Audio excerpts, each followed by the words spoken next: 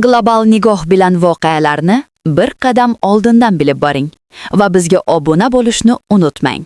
AQSh prezidenti Donald Trump so'nggi chiqishlarida Eronni mintaqadagi beqarorlikning asosiy manbalaridan biri sifatida baholadi. Uning ta'kidlashicha, AQSh Eronning yadro dasturini va qurolli guruhlarga ko'rsatayotgan yordamini milliy xavfsizlikka tahdid deb biladi. Trump Eron bilan kelishuvga ochiq ekanini bildirgan bo'lsa-da, shu bilan birga zarurat tug'ilganda qat'iy choralar ko'rilishini ham ochiq aytdi. So'nggi kunlarda Yaqin Sharq mintaqasida vaziyat yana keskinlashdi. AQSh Eron bilan bog'liq xavotirlar sabab mintaqaga qo'shimcha harbiy kuchlarni joylashtirdi.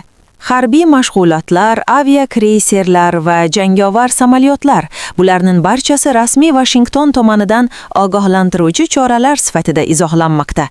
Eron esa bu harakatlarni ochiq bosim deb baholamoqda. AQSh prezidenti o'z bayonotlarida harbiy kuch namoyishini bosim emas, balki ogohlantirish sifatida izohlab, Washington mintaqada o'z manfaatlarini himoya qilishdan voz kechmasligini ta'kidladi.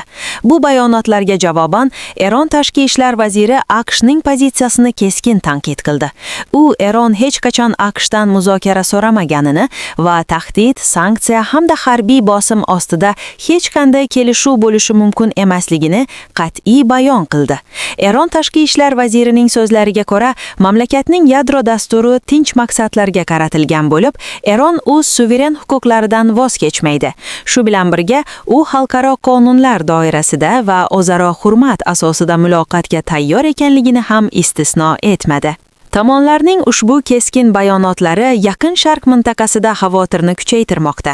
Bir qator davlatlar harbiy to'qnashuv ehtimoli butun mintaqani beqarorlashtirishi mumkinligi haqida ogohlantirmoqda va tomonlarni diplomatik yo'lni tanlashga chaqirmoqda.